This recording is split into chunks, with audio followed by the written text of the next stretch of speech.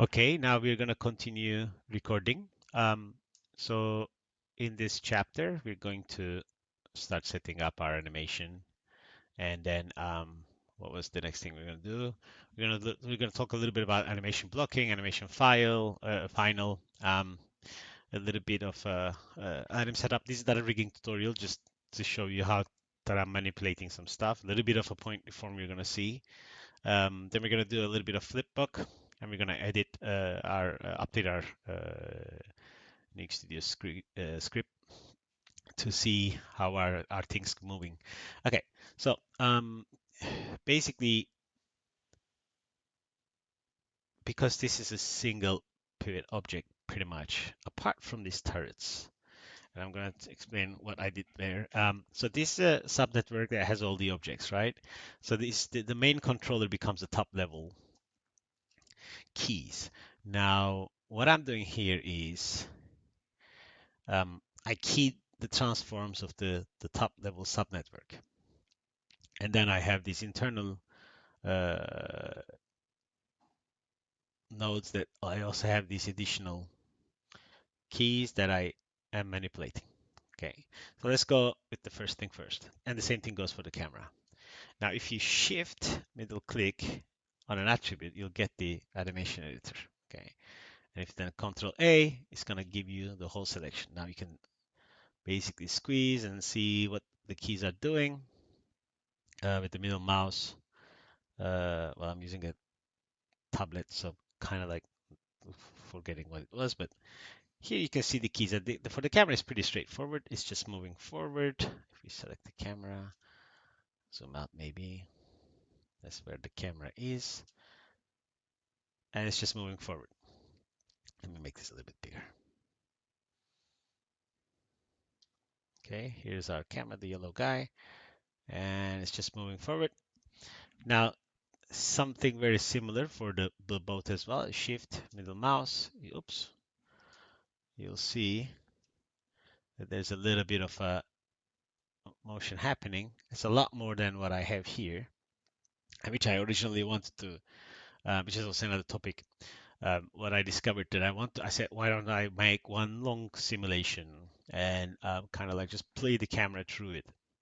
Um, that method works, but there's a problem with it, that you end up getting way too big simulations that takes way too long to simulate, because then it's supposed to simulate like over like 1,000 frames, and then it's hard to work with it. It's like, what if the animation changes, right? Occasionally we want to be able to just do one simulation, but sometimes the that's not the best way to approach the situation, because there's going to be a lot of animation nodes. The animation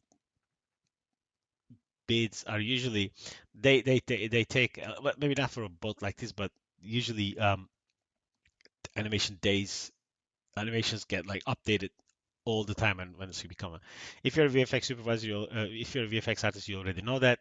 It sometimes can be frustrating. If you're not, it will come. You will be constantly updating your caches and effects and CFX whatnot, because animation will keep getting updated.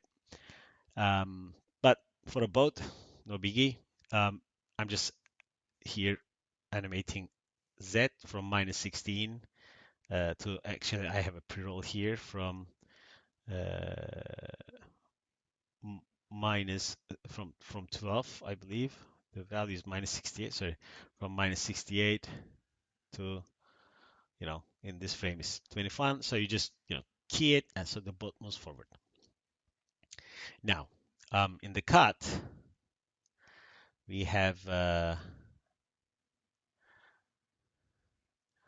is this not?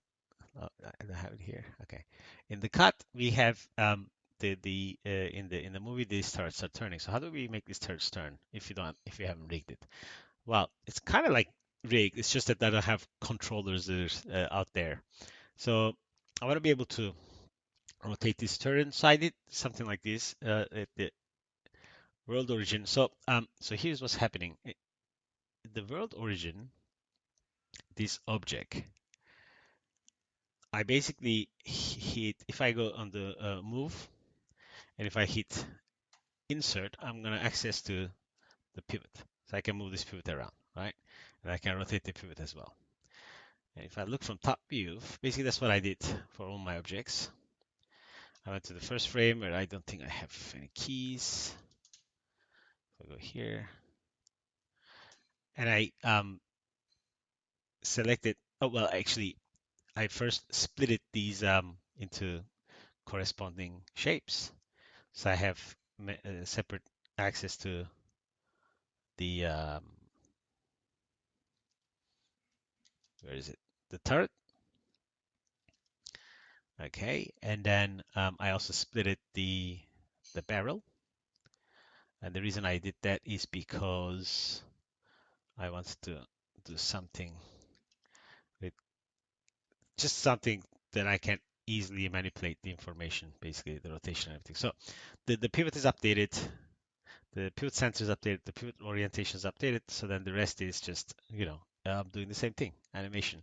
So I did the same thing for the third one as well. The only difference I did for these guys is if you look here,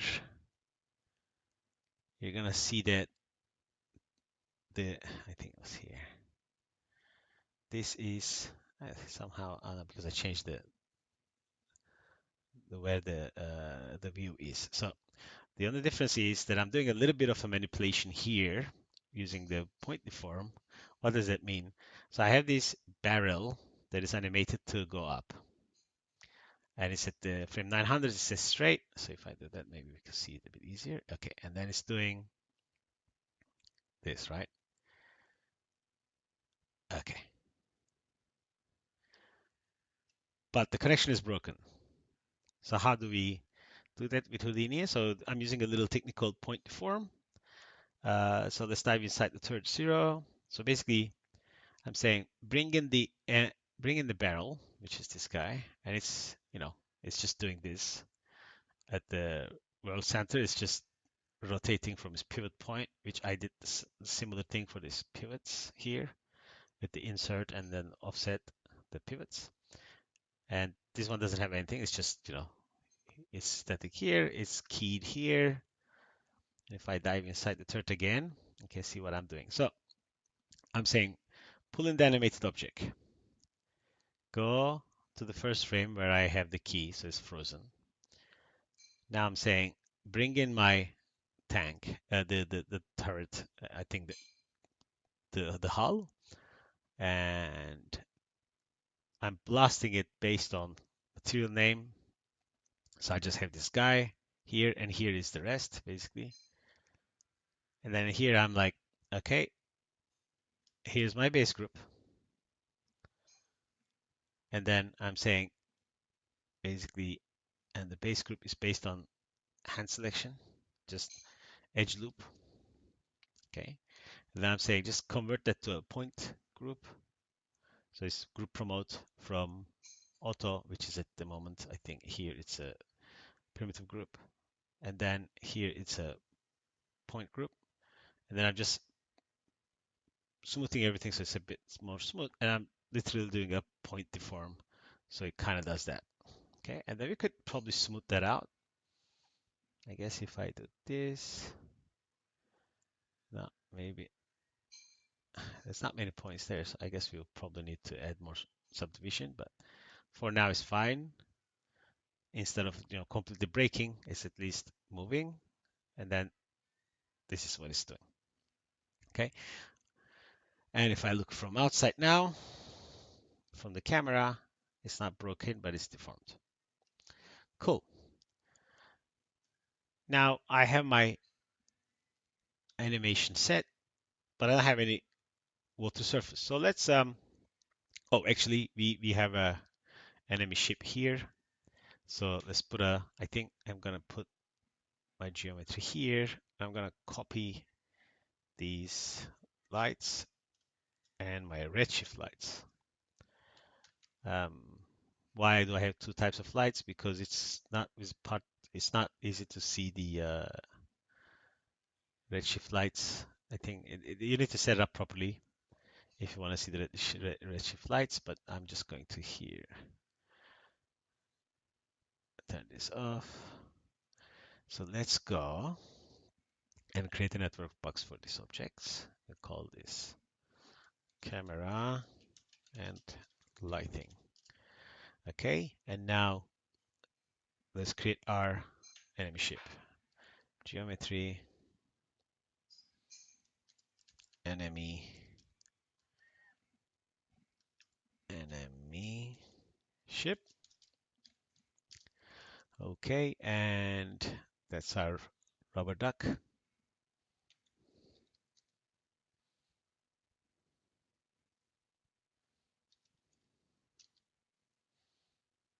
Just right here.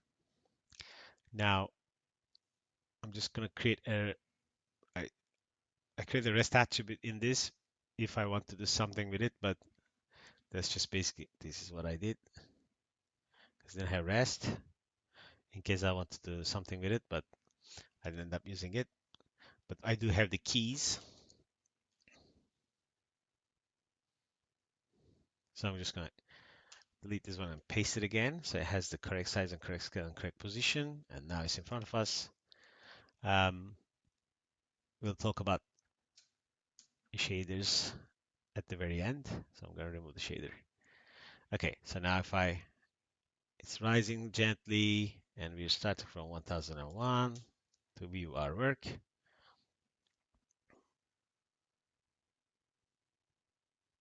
Okay, now we just need a water surface, right? So let's put this guy in here and say, this is our animation.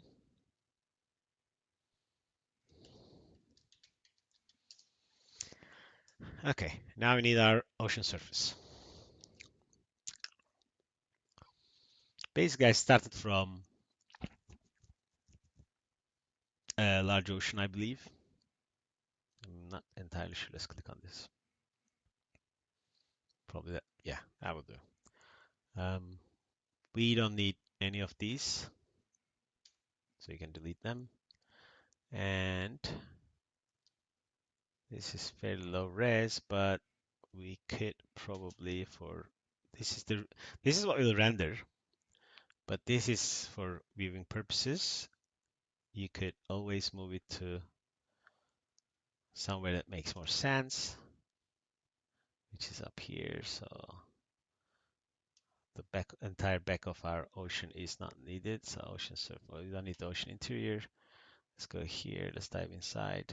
Let's make this something like this. This is only for preview, so we could make it as small as possible. So when we look from the camera view, we have some resolution detail. Okay, that's way too much. Maybe this is speed is 4. This is 4 also. Let's do 2, 1. Okay, and then I guess I'm gonna get the settings from my setup. Amplitude is 3. Wind is 1. Swell is 1. And that's gonna go to 12, but we don't need to do that now. Grid size is 100 here, and speed is 0.5. Okay, and then the motion spectrum 1, my settings are again 100. Speed is 1.2, smaller waves. Wave instancing is, there's a variance here, 35. So what does it mean? It's just that this object that is here has scattered points.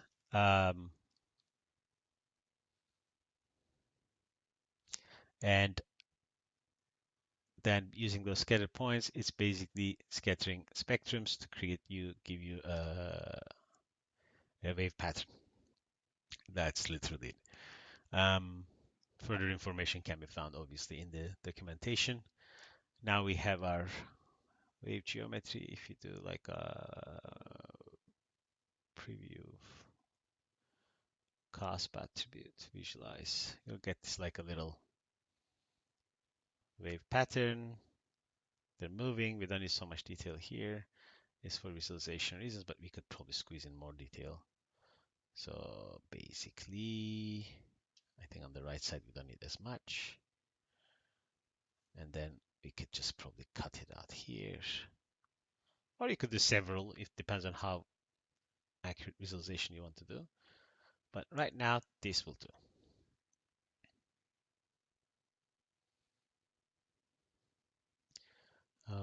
Let me see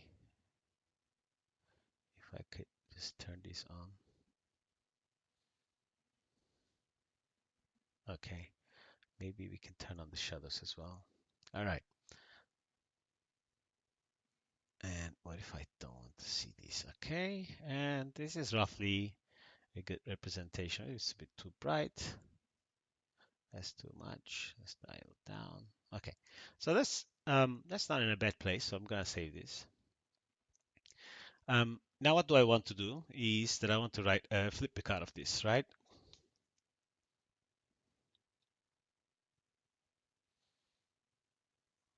Okay, so let's open up our Nuke Studio.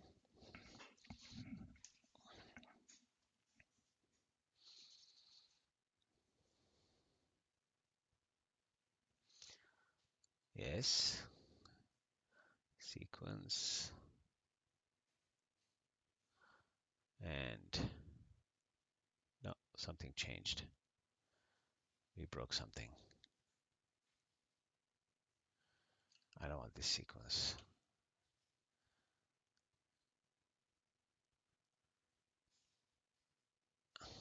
Our frame numbers changed.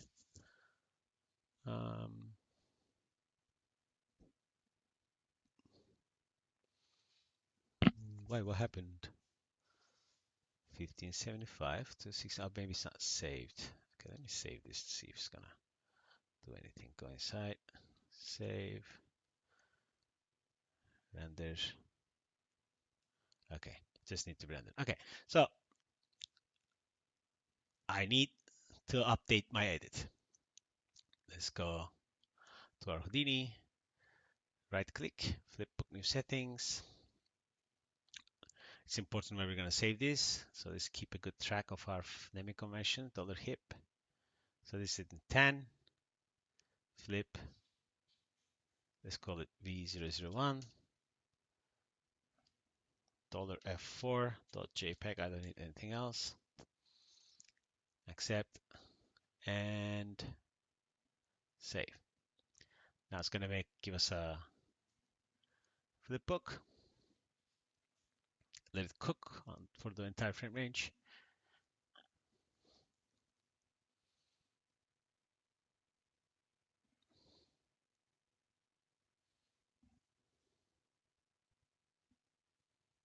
Okay, now back to Nuke Studio.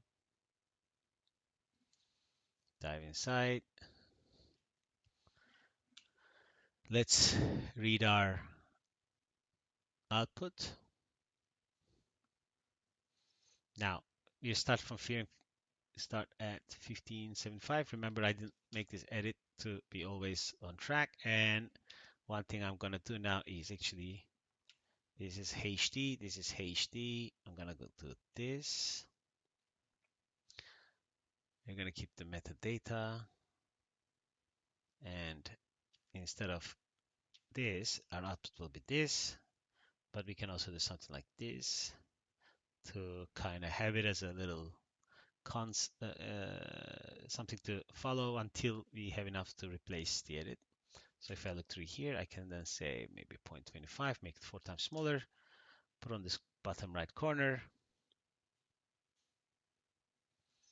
save it, right click, render comp.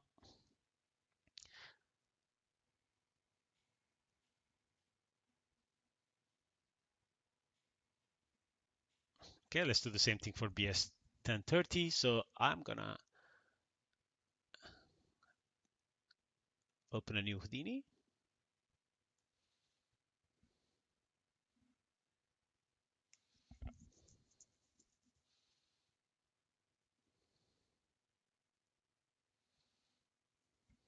It's coming. And it's going to be BS0030 version 1.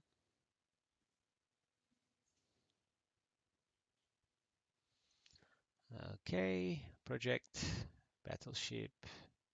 Just gonna get the name, change the shot name. Now here is an important step not to forget. We need to create our variable shot BS0030 so we can read our file. Now I'm going to set range. Automatically, my range is set based on shot 30. Oops, shot 30 is 1001 to 1060. All good. Now let's open. I'm just going to pull in the shot 30 information. Actually, we're not changing any of this except the camera. So I'm gonna, and also this, right? And let's go to shot 30, paste it, get rid of the camera, bring in the actual shot 30 camera. Look through the camera. Okay, and now we're gonna bring in our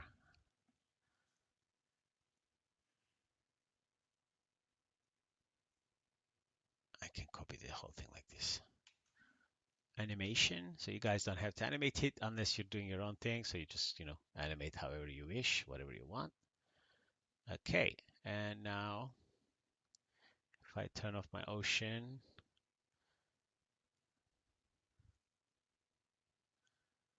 and maybe set this to real-time playback. Let's save it again.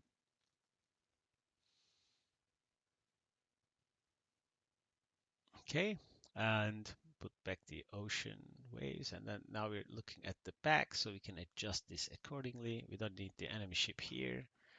Let's get rid of what we don't need. I don't need this. And I just need the ocean to be as efficient as possible. That's one of the heavy aspects of the render. I almost don't see anything the right side of the ship.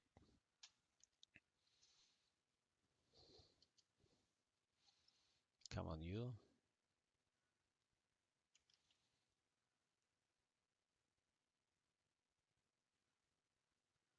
Yeah, almost nothing is visible here, so all good. So we can have some resolution. Oops. Maybe not that much. Way too much wave. Way too much wave. Maybe let's make this. Oh, that's because we are scattering a lot more. So I made it like 4 times smaller, right? Okay. Maybe this makes more sense. Yeah.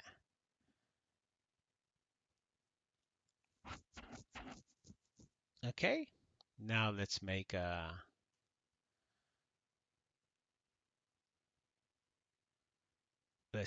another flipbook. Let's save first.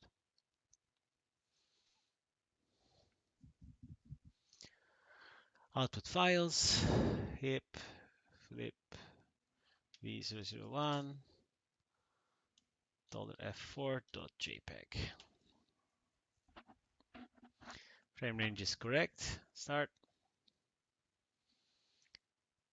Let it do its thing. And finally, I guess we can do these two as well, but that won't be necessary. I guess we'll continue after we build it a bit more.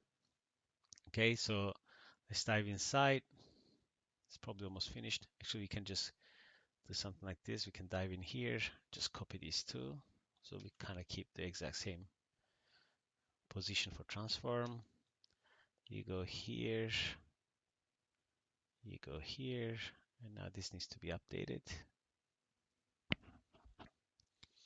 with 30, flip, okay. I need to chop it off one frame, I believe. And this needs to start at 1723, I think. We need to update our cut a little bit. And then save, render.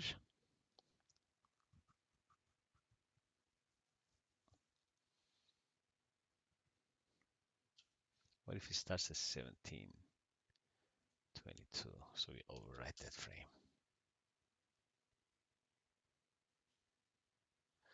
No, because we did it properly, so we didn't export that extra frame. Let's save this. We're just going to clip it down here.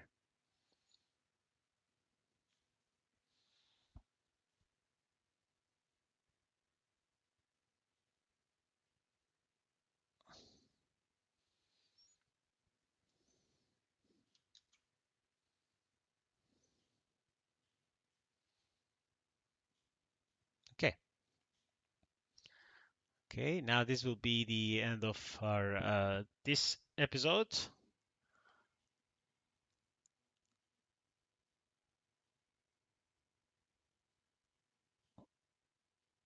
Okay, so I guess in the next episode we can do these two cameras as well, and then we can go back to first one to start building our flipbook. So let's save all our files.